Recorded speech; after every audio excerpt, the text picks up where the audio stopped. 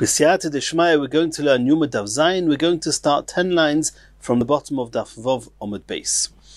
We saw in the previous sugya that there's a concept of Tumah Hutra B'tzibur and a concept of Tumah Duchuya B'tzibur. What does that mean? That means that if a Tumah Smeis, if any consequences of Tumah Smeis would affect a Korban Tzibur, and we'll soon see some more conditions, but a Korban Tzibur, if either most of the people who need to bring a Korban Tzibur or most of the Kohanim discussed in other places in Shas become Tomei, then we override Tumah. And it's learnt out, we learnt in Masechet Psochim, it's learnt out from some words in the parasha of Pesach Sheni, etc. So now we're going to learn a little bit more whether, in what's the status of this overriding? That means, do we say Tumah Hutra B'tzibur, which means that relative to a Korban Tzibur, we don't even recognize the Tumah, we don't give any significance to the Tumah whatsoever, so to speak, it's as if it's Tahir? Or no? Do we say that Tumah is Duchuya B'tzibur, which means that it's Tomei, and it's just that we have to override it, and as Rashi says, B'koishi nidchis. It's like we have to go out of our way, so to speak, and find the pasuk and override it, but that doesn't take away from the fact that the Tumah is there, and one should do everything within our capacity to make sure not to have to do anything with this Tumah. Which, if we say Tumah Hutra B'tzibur, we don't even see the Tumah, that would not be necessary. That's what we're going to discuss now. Says the Gemara Itmar, Tumah Smeis, Rav Nachman Omar Hutra hi B'tzibur. Rav Nachman says it's mutter. It's as if we don't even see the Tumah. Rav Sheshes Omar Duchuya hi B'tzibur. Rav Sheshes says it's not Hutra, it's just Duchuya, it's pushed out of the way, but it's not as if we totally disregard the Tumah. Says the Gemara, Beis Av. Beis Av was the group, the family of Kohanim that week would be doing the Avodah. So the Gemara in this version says that in the event that within the Kohanim that are supposed to or are allowed to be doing the Korban Tzibur, namely the Korban Tomid that's brought twice every day, if you have within that group also people who are Tomei, also Kohanim that are Tahir. So in this version of the Gemara says, Kule alma lepligi, everybody agrees to Tahirin Ovdi, Tmeim Loi Ovdi. Only the Kohanim who are Tahir should do the Avodah, not the Tmeim. That means even according to the opinion that Tumah Hutra B'tzibur, but if you've got a Kohen who's there and available Tahir, he should do the Avodah. Ki pligi, where do they argue? La'adure u'la'asuye Tahirin mibeis av achrina. What happens if there are no Kohanim in this family available to do the Avodah because they're all Tomei? Should we go out of our way to fetch a Kohen from a different Beis Av that is Tahir, that they should do the Avodah? That is the Machlekes of Nachman Omar Heter hi B'tzibur. Since Rav Nachman holds Tumah Hutra B'tzibur, v'loi madrinon, one does not need to go after a Tahir Kohen. Rav Sheshes Omar Duchuy hi B'tzibur. Rav Sheshes says it's only Duchuy, and you should do everything in your hands to be able to do it. B'tara u'madrinon, we go and search for a Kohen that can do it B'tara. Ikad Omra, a different version. Even if you've got a Tahir Kohen available in this family here, available to do the Korban Tomid, nonetheless, it's still a machlekes, and according to Rav Nachman that says Tumah Hutra B'tzibur, then one would not even have to ask a Tahir Kohen to do the Korban Tomid, and any Kohen can do it. Pligi Rav Nachman, and even in a case where there's an available Tahir Kohen, Rav Nachman says, V'omar of dinamid Tamein, that a Tomei person can do the Avodah. To call Tumas Meis B'tzibur Rachmona Sharia. The Torah allowed, and almost as if to say that it's not Tomei, and therefore even this Tomei Kohen is allowed to do the Avodah with the Korban Tzibur. Says the Gemara Omer of Sheshes, Minoa Minalo. Says of Sheshes, I'll bring you a source to what I say that Tumah is Duchuya B'tzibur. The Tanya we learned in a Brisa. If a Kohen was in the process of offering onto the Mizbeach the Minchas Ha'omer, and it became Tomei in his hand. Omer, he tells them, I'm Tomei now, and they bring another Mincha, they do another Korban Omer. Minchas Omer. if this is the only available korban omer that they can bring, we tell this kohen, havei pikech, be wise, ushtoik, and just be quiet. Don't tell anyone that you're Tomei, and you can do it because tumah hutra b'tzibur, or not tumah hutra b'tzibur. The general term is called tumah hutra b'tzibur, but since there's no other options, you can bring it. K'tonimir, says the Gemara, says of Sheshes, what do we see in this brisa? That he says, Oimer, that in the event that there is another korban available, another ability to bring it betara, Oimer, he should say so, Umavian acheres tachtan, they should bring another one. Says of Sheshes, why are you going and searching for another one? Use the Tomei one. Tumah hutra b'tzibur. Says of Sheshes, from here you see that not tumah hutra b'tzibur, rather tumah dechuya b'tzibur. Omer of Nachman. Rav Nachman's going to refute this proof. Rav Nachman holds tumah hutra b'tzibur. How's he going to understand this brisa? If tumah hutra b'tzibur, why are you looking for another mincha to offer up? Says Rav Nachman, Moedina, I Rav Nachman agree, heicha de'ika shirayim le'achila. That there are some korbanos where nobody eats. There's nothing left over to eat. Anything which is kolil, that completely goes on the mizbech. A typical korban oila, some korban minchas, there's nothing that gets eaten. However, over here in this case, where we're talking about the makriv minchas ha'omer, where there is not the whole mincha goes on the mizbeach. Some of it gets eaten by the kohanim. Now the halacha is that even according to the opinion that tumah hutra b'tzibur, the shirayim einon necholim. You're not allowed to eat the shirayim because the remainder is tomei. At the end of the day, a tomei person touched it. You're not allowed to eat it. Because the tumah hutra b'tzibur goes as far as saying that if the tzibur needs the korban, you can bring it on the mizbeach and do what you have to do. To eat it is not something which is necessary on an absolute level, and therefore you're not allowed to eat it. So Rav Nachman says, since this is a type of korban that there are shirayim that should be eaten, even I Rav Nachman agree, try and bring it betara in order that the remaining part of the korban should be able to be eaten. Says the Gemara, another question. Meisvei, hoyo makriv minchas porim, if somebody's bringing a mincha that came together with porim, ve'elim, ukvosim, the lambs, rams, the cows, the oxen, v'nitmeis biyodoi. There's a mincha that was accompanied with these korbanos, and then the mincha became tomei. Oimer, he should tell them, u'mevi'en acheres tachta, and bring another one. V'me'ein sham elohi, if there isn't another one, they have no ability of bringing another mincha. Oimrim loy, we say to him, havei pikech, be wise or shtoik, and just keep it quiet, and you can bring it because it's tomei, and tomei regarding we'll soon see, but it seems that tumah hutra b'tzibur, that's what it would seem.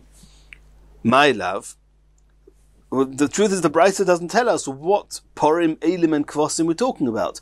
And we don't know if it's hutra b'tzibur or if it's dechuya. It seems to be just dechuya because it says, oimer, he should tell them, u'mevi'en acheres tachtel. That means it's clear that it's only dochuy, it's not hutra, and we just have to understand what we're talking about here. Says the Gemara, my love, can we not assume that porim, elim, or kvosim, dechag, we're talking about these korbanis, which are korbanis of the Yom Tov, of the Yomim Tovim, it's a korban tzibur. We're talking about korban tzibur, and it says explicitly that whilst he's doing the mincha, he becomes tomei, you should tell them and bring another one. So you see clearly, tumah dechuya b'tzibur. Proof to Rav Sheshes, a question on Rav Nachman. Answers the Gemara, Omer l'chor Rav Nachman. Rav Nachman says, Loi, we're not talking about porim, elim, or kvosim of the Yom Tov, a regular korban tzibur. We're talking about porim. What par are we talking about? Par avodah zarah. Talking about when the tzibur, they served avodah zarah in certain circumstances discussed elsewhere in Shas, that aval gav the tzibur hu, even though this par is brought as a korban tzibur, however, given the loy kavielu izman, since it's not a korban tzibur that has a fixed time, one of the added conditions of tumah hutra b'tzibur is not only it's a korban tzibur, but that it has to be brought in this fixed time, and therefore, since it has to be brought now, it overrides tumah. But this par avodah zarah, it could have been brought another time, earlier, later. So there's no reason to say it's hutra b'tzibur. So Rav Nachman agrees that if you can bring another korban, another mincha, you should bring another mincha. Mahadrinon, that's why we go after a tohir mincha. Elim. What Elim are we talking about? What rams are we talking about? Avodah Zarah, which is not a fixed time, is only relevant to Parah. What to the ox? What's with the rams? Be'eloi shel Aaron, we're talking about the ayil, the ram that belonged to Aaron HaKohen, which he was a Yochid. On Yom Kippur, some of the korbanos on Yom Kippur came from the Tzibur, others from Yechidim, were from his, from the Kohen himself. So we're talking here about the ram of Aaron, of the Kohen Gadol on Yom Kippur. The Afel Gav the Kviyah Leizman, even though it's got a fixed time, it has to be brought on Yom Kippur. Kimin the Yochidu, since it belongs to the Yochid, Mahadrinon, we try and do it Betara. And even though a regular korban Yochid, we don't even say Tumah Dechuya B'tzibur. Tumah is Tumah, you're not allowed to bring it on the Mizbeach at all. So for that, there's a Rashi on Daf Amud Beis and Tosfos here on Daf Zayin Amud Aleph that discusses that, of course, this korban, even though it belonged to the Kohen Gadol himself privately, however, it was needed and necessary for the whole avodah which the tzibur needed, and therefore it definitely overrides Tumah, even though it's the Yochid. But since it belongs to a Yochid and not to the tzibur, therefore, it's, even if Nachman says it's not hutra, it's only dechuya. Kvosim, which lambs are we talking about here that Rav Nachman would agree that you don't say tumah hutra b'tzibur? Bekeves haboim ha'omer. We're talking about the lamb that was brought together with the omer. De'ika shirayim la'achila. As we saw before, that there's the korban omer, the leftovers, the part that's not put on the mizbeach gets eaten. If it's brought b'tumah, then nobody can eat the leftovers. In that case, Rav Nachman agrees, even though tumah hutra b'tzibur, since you're not allowed to eat a korban that became tomei, even if you hold tumah hutra b'tzibur, Rav Nachman agrees, try and find a way of doing it b'tara. Continues the Gemara. Meisvei, we're asking now a question from another brisa. Dam shenitma. Now we're not talking about whether the flesh of the korban became tomei. The korban itself was tohir. However, the blood itself, which was supposed to be sprinkled onto the mizbeach, became tomei. V'zarku. And even though you're not allowed to sprinkle tomei blood onto the mizbeach, they threw it onto the mizbeach. The halacha is b'shoigeg hurutza. If it was done by mistake, then the korban is accepted. B'mezid loy hurutza. And Rashi explains, of course, min haTorah the tzitz is meratze. However, the Chachomim made a knas and said that we're not allowing you to eat the korban because you intentionally put dam that was tomei onto the mizbeach. So what do we see from here? We see there's a discussion, there's an issue with this blood that became tomei, whether it's hurutza, whether it's not hurutza, and the Chachomim made a knas. So you see from here that it's not tumah hutra b'tzibur. We don't view it as if it's tahir. It's viewed as if it's tomei, and we have to override the tumah dechuya b'tzibur. And this again is going to be proof to Rav Sheshes, and a question against Rav Nachman, who said tumah hutra b'tzibur. Answers the Gemara, Kitanya hahi dayochid. That brisa is talking about a korban that belongs to an individual, not to a tzibur. The whole halachas and the concept of overriding tumah only applies by a tzibur. Well, that's the way it's called, tumah hutra b'tzibur. There's a discussion whether it's only a tzibur or whether it's any korban which is defined and limited to a specific time. But either way, when it says here yochid, it means a type of korban that does not have the halachas of tumah hutra b'tzibur. Continues the Gemara Tashma, we're going to try and bring proof from another brisa. Alma hatzitz meratze. What does the tzitz atone for? What does the tzitz help? For what type of issues or tumois does the tzitz allow the korban to be accepted? Al hadam, if tumah applies to the blood, al habosa, the meat, al hachelev, that's the fats, the parts that have to go onto the mizbeach. Shenitma, bein b'shoigig, bein b'mezid, bein b'oinus, bein b'rotzain, bein b'yochid, ubein b'tzibur. Explicitly, that the tumah is, that the tzitz is meratze for all the above. And included in the list is b'tzibur. Even a korban tzibur, you need the tzitz to be meratze. V'yisal k'daitoch tumah heteru b'tzibur. If you hold that tumah hutra b'tzibur, why do I need the tzitz to be meratze? That we don't even look at the tumah. It's hutra. The tumah is totally overridden. We don't even see the tumah. So that seems to be proof again to Rav Sheshes that tumah is only dechuya b'tzibur. A question on Rav Nachman. Omar l'chor Rav Nachman says the Gemara of Nachman will explain this brisa as follows: Ki katonya tzitz meratze ad yochid.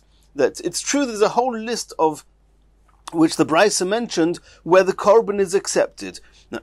Now it's true the Brisa starts with Alma Tzitz Meratzeh, seems that they're only accepted because of the tzitz. Says Rav Nachman, no, all these korbanos, even when they're tomei, they get accepted. When do you need the tzitz? That's only by a korban of a yochid. On a tzibur, you don't even need the tzitz. Another explanation, afilu teima b'tzibur. The Brisa could even be talking about a tzibur, which means even by the tzibur you need the tzitz. As we saw before, that when do we say that Tumah Hutra b'tzibur? It's only when there's a fixed time. When the korban has to be brought at this time, then we say Tumah Hutra b'tzibur. However, in a type of a korban, even though it's a korban tzibur, but it does not have to have been brought exactly at this time, as we saw an example before by the Par Avodah Zarah. If so, even Rav Nachman agrees that it's only Dechuya b'tzibur, and you need the tzitz to be meratzeh. Continues the Gemara Meisvei. The pasuk says, "V'nasa Aaron es avoin hakodoshim." When it's talking about the tzitz, the pasuk says, "V'hoya al meitzach Aaron," that the tzitz should be on Aaron's forehead. "V'nasa Aaron es avoin hakodoshim," and he should carry, so to speak, the avera of the kochim ashiagdishu b'nei Yisrael l'chol matnis kochem. V'hoya al mitzchay tomid l'rotzoin lohem lifnei Hashem, and the tzitz should be on his forehead constantly, l'rotzoin lohem lifnei Hashem, in order to help their korbanos be accepted by Hashem. Says the Gemara, the Brisa,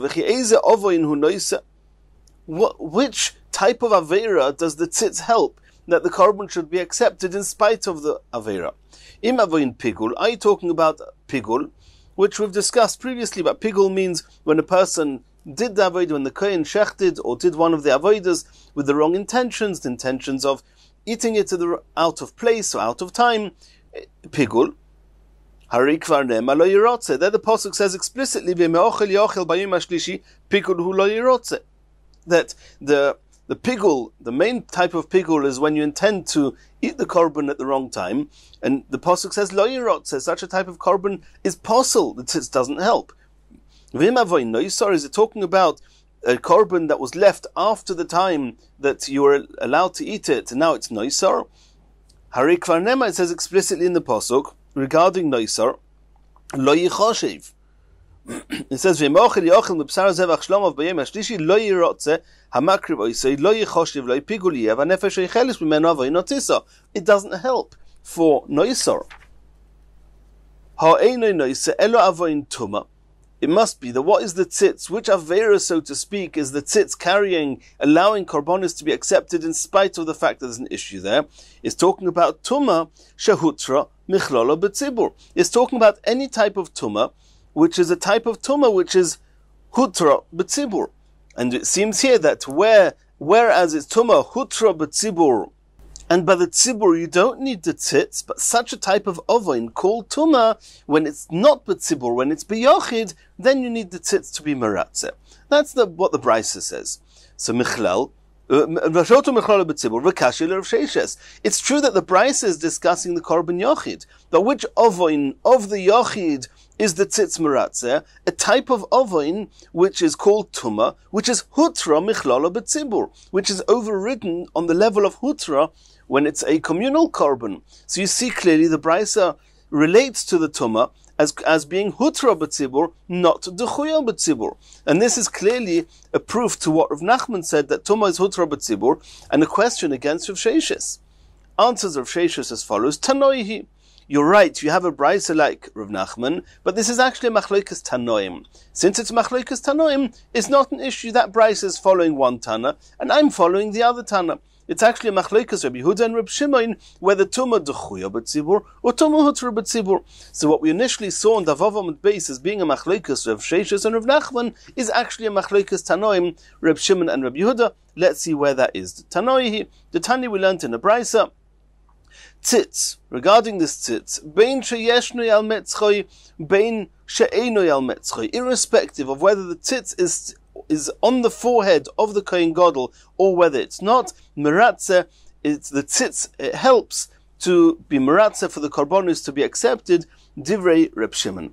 That's the opinion of Reb Shimon. Now everybody agrees that when the tzitz is on the forehead of the Kohen Gadol, then it's doing its job and it's meratzeh. The question is, when the tzitz is not on the metzach of the Kohen Gadol, is it also being meratzeh? So Reb Shimon says that it is meratzeh, and Rabbi Yehuda says that it's not meratzeh. Let's see inside Divrei Reb Shimon. Rabbi Yehuda argues and says, Oidehu al mitzchay. When the tzitz is on his forehead, meratzeh, then it's meratzeh. Ein oidehu al mitzchay. If the tzitz is not on his forehead, ein meratzeh, it's not meratzeh. And there's actually, the discussion is being continued. Omalei Reb Shimon. Reb Shimon responded to Rabbi Yehuda, Kohen Gadol b'Yom Kippurim yichiach. I'll bring you proof from the Kohen Gadol on Yom Kippur. She'ein oidehu al mitzchay. Part of the avodah, part of the day, the Kohen Gadol is not allowed to wear the tzitz. He has to go, for example, when he goes into the Kodesh HaKadoshim, he's only allowed to wear 4 clothes. Not the 8 clothes, he doesn't wear the tzitz. So part of the day of Yom Kippur, the tzitz is not on his forehead. Umeratzeh, nonetheless, if there's an issue there, the tzitz will be meratzeh, and the korban will be accepted. Omalei Rabbi Yehuda says you've got an issue. The whole proof that you, Reb Shimon, have that the tzitz is meratzeh, even when he's not wearing it, is from Yom Kippur, which is the only time where he's not wearing the tzitz. I don't have an issue with Yom Kippur. Hanach lekohen gadol b'yom kippurim, leave the korban of Yom Kippur. The korban of Yom Kippur doesn't need the tzitz. Why not? Shatoma huter alei b'tzibur. Because on Yom Kippur it's a korban tzibur, and we've already discussed this earlier. Even the korban that belongs to Aaron HaKohen himself, to the Kohen Gadol himself, nonetheless it has the status of a korban tzibur. And since it's a korban tzibur, I don't need the tzitz. It's toma hutra b'tzibur.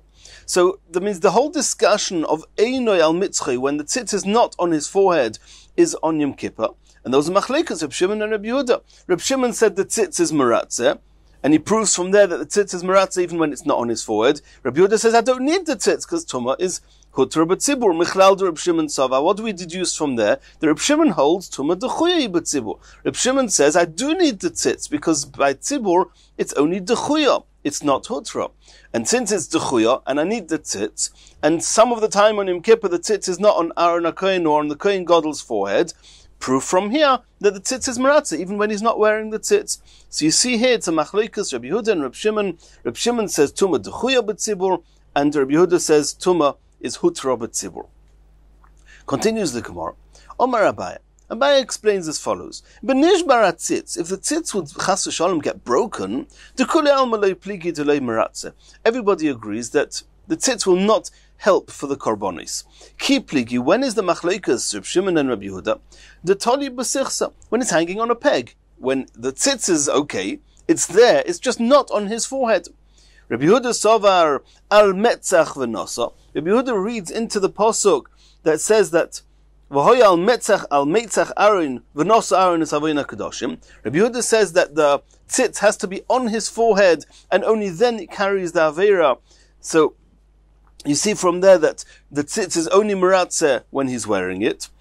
And then if you have an issue of Yom Kippur, it must be that Rabbi Yehuda is going to hold, and as he actually says, Tumah hutra b'tzibur, and therefore on Yom Kippur I don't need the tzitz to be meratzeh. Reb Shimon argues and says, Tomid l'rotzei nifnei Hashem, where the end of the pasuk says that the tzitz is always, constantly being meratzeh lifnei Hashem, even when it's not on his forehead. My tomid, what does it mean tomid, all the time? Ilei tomid al mitzchay, does it mean always, all the time when it's on his forehead? Mi mishkachas lo?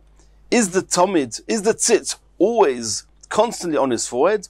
Milei boya mea lebeis hakisei, does he not need to go to the bathroom and excuse himself? He has to take off the tzitz then. Elo tomid, when the pasuk says at the end of the pasuk, v'hoyu al mitzchay tomid l'ratzain, it doesn't mean that it's constantly on his forehead and therefore it's constantly meratzeh. No, it's tomid l'ratzain, tomid meratzehu. It's always meratzeh even when it's not on his forehead. And this is what Reb Shimon's opinion that says that tzitz is meratzeh even when the Kohen Gadol is not wearing the tzitz. Asks the Gemara, Ul Rabbi Yehuda Nami, Rabbi Yehuda who says that the tzitz is only meratzeh when he's wearing the tzitz, Hoksiv Tomid. It says at the end of the pasuk, Tomid l'ratzain. And we said it cannot mean Al Mitzchay Tomid, that's constantly on his forehead, because it's not. He needs to sleep. He needs to do other things. He sometimes has to take off the tzitz. So we said it must mean Tomid l'ratzain, that the tzitz is always meratzeh. But Rabbi Yehuda says it's not always meratzeh. Rabbi Yehuda says it's only meratzeh when it's on his forehead. Says the Gemara, Hahud Tomid, the word Tomid is not telling us how often he has to wear it. What it means is that Tomid L'rotzen Lifnei Hashem means all the while that you're wearing the tzitz, and only then it's Meratzeh. There's an added condition or an added mitzvah to make sure not to divert your attention from the tzitz and from the holiness of the tzitz at any time. Where do we see that Tomid, constant, means a constant awareness that you're wearing the tzitz, a constant consciousness? It's not about time, it's about consciousness. Rabbi bar Rav Huna, as we see from Rabbi bar Rav Huna, Da'amar Rabbi bar Rav Huna, Chayev Odom L'mashmesh B'tfilov B'chol Shah V'shah. A person has to constantly hold and move and be aware that he's wearing tefillin. Kal v'choim emitzitz. He learns as a kal v'choim emitzitz. Uma tzitz. The tzitz seems to have less kedusha than our tefillin. The tzitz she'ein be'elo as kora achas. It only mentions Hashem's name on the tzitz once. Omra Torah, nonetheless, the Torah says, Al mitzchoy tomid. There should be constant awareness and consciousness that the tzitz is on your forehead. Shelo yasiach daitum, and you should not divert your attention from the tzitz. Tefillin sheyesh bein as kora is harbe. Tefillin that has many times Hashem's name written in the parashiyos in the tefillin. Alachas kama v'kama, even more so, one should be consciously aware that one is wearing tefillin and behave accordingly. Ul Reb Shimon de Omar Tomid Meratzeh. According to Reb Shimon, who explains that the Tomid means that it's always Meratzeh, even when it's not on his forehead. V'oksiv al mitzchay v'nosa. What's he going to do with the beginning of the pasuk, which was the source according to Rabbi Yehuda? Rabbi Yehuda said that it's only Meratzeh when it's on his forehead. Where did he learn it from? Because the pasuk says, "V'hoyo al meitzach Aaron, v'nosa Aaron es avoyin hakadoshim." That the tzitz is only Meratzeh when it's on his forehead. Reb Shimon very conveniently learned from the end of the pasuk that is Tomid L'rotzen, which was his source. But how is he learning the beginning of the pasuk? That V'hoyo al meitzach Aaron, v'nosa Aaron. Says the Gemara, the pasuk there is not telling us when it's Meratzeh, it's simply telling us where you have to position the tzitz. That v'hoyal meitzach Aaron, that the tzitz belongs on the forehead of Aaron, and v'nos Aaron is avoyin hakadoshim, and then the Kohen Gadol will carry, with the tzitz, will carry these averos of the tumah shehutra b'tzibur. But not telling you that it's only Meratzeh when he's wearing it. Rabbi Yehuda, Rabbi Yehuda learns from the fact that it says V'hoyal meitzach Aaron v'nos Aaron es avoyin hakadoshim. Rabbi Yehuda learns from there that the pasuk is telling us a condition that the tzitz is only Meratzeh when he's wearing it on his forehead, and the pasuk is not telling me. That means the point of the pasuk is not to tell me that it belongs on his forehead. If it was telling you it belongs on his forehead, then the words would not be, so to speak, spare to learn from there that it's only Meratzeh when it's on the forehead. So where does Rabbi Yehuda learn that the place of the tzitz is on the forehead, on the metzach of the Kohen Gadol? He learns it nafkele me'al mitzchay. From the fact that the pasuk says, towards the end of the pasuk, v'hoyo al mitzchay, tomid l'rotzen lifnei Hashem. So what it means is that's where you learn that the place of the tzitz has to be al mitzchay. Reb Shimon nami teipikle me al mitzchay. So this asks now against Reb Shimon. Reb Shimon should learn from al mitzchay that the place of the tzitz is on the forehead, and then the question will come back that the beginning of the pasuk when it says v'hoyo al meitzach Aaron v'nos Aaron, maybe from there we would learn like Rabbi Yehuda does that tzitz is only Meratzeh when it's on the forehead, not like Reb Shimon. Says the Gemara, enochanami. You're right. Reb Shimon agrees that we learn that the source that the tzitz belongs on the forehead is from the end of the pasuk v'hoyo al mitzchay. Elo al mitzchay v'noso my ovidle. What are we going to do now with the words at the beginning of the pasuk, from which Rabbi Yehuda learns that the tzitz is only Meratzeh when it's on the forehead? What's Reb Shimon going to do with that? The question comes back. Omelachom. So Reb Shimon's going to answer, Ro'uy l'meitzach Meratzeh. What it actually means is not that it has to be on the forehead. The tzitz has to be in a state that it could go onto the forehead of the Kohen, on the Kohen Gadol, but if the tzitz is in a position that it cannot go on his forehead, possibly, for example, when the tzitz is broken, as we saw before, Abaya said, Nishbar tzitz, everybody agrees it's not Meratzeh. She'einei ro'uy l'metzach, einei Meratzeh. Lafuke, the Gemara says explicitly, Nishbar tzitz, like we saw before, if the tzitz is broken, Deloi Meratzeh. And that's what Reb Shimon learns from V'hoya al Meitzach Arin V'nosa Arin. It has to be able to go onto the forehead of the Kohen Gadol. It doesn't actually have to be there. And now the Gemara asks, Zul Rabbi Yehuda nishbar hatzitz minoli, because Rabbi Yehuda learned from the beginning of the pasuk V'hoya al Meitzach Arin V'nosa. He learns from there that the tzitz is only meratza when it's on his forehead. Reb Shimon learned from there that a tzitz which is broken is not meratza. So that's all very good according to Reb Shimon. Where's Rabbi Yehuda going to learn that the tzitz is only meratze when it's not broken? So, of course, you're going to all ask, what do you mean? He says that the tzitz is meratze only when it's on his forehead. And if it's broken, it's not on his forehead. I don't need an extra pasuk for that. So the Rishonim here, the Ritva and others explain, what it means is that if you don't have a different source to say that when the tzitz is broken, it's not meratze, then you wouldn't be able to learn, Rabbi Yehuda wouldn't be able to learn from V'hoya al Meitzach Arin V'nosa Arin that whilst the tzitz is not on his forehead, it's not meratze. Maybe the pasuk is only coming to teach you that when the tzitz is broken and not able to be worn, then it's not meratze, like Reb Shimon learns. And then Rabbi Yehuda would not have a source that when the tzitz is not broken, it's just hanging on a peg and not on his forehead, that it's not meratze. And if Rabbi Yehuda does learn from V'hoya al Meitzach Arin V'nosa Arin that when the tzitz is not on his forehead, even when it's not broken, it's not meratze, it must be he's got a different source to say that a broken tzitz is not considered a tzitz, is not meratze. Says the Gemara, Nafkele mi metzach mitzchoi. Because the end of the pasuk, V'hoya al mitzchoi tomid, it could have said al metzach. What's the extra vav doing there? To tell us al mitzchoi, it's got to be able to be on his forehead. If it cannot be on his forehead, then there's nothing to talk about. Of course it's not meratze. And then when Rabbi Yehuda learns from the beginning of the pasuk, V'hoya al meitzach Arin V'nosa Arin, that even when it's not broken, it's only meratze when it's on his forehead.